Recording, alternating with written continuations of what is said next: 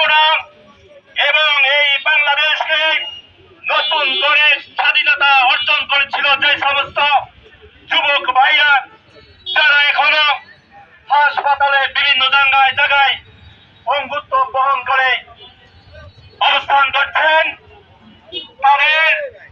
ত্যাগ এবং কোরবানির বিনিময়ে আগামীকাল 4 আগস্ট 4 জুলাই বাংলাদেশ জামাত ইসলামী কেন্দ্রীয় আমির জনাব জননেতা ডাক্তার শফিকুর রহমান এবং শহীদ কাফেলার জীবন্ত শহীদ এটিএম আজহারুল ইসলাম ভাইয়ের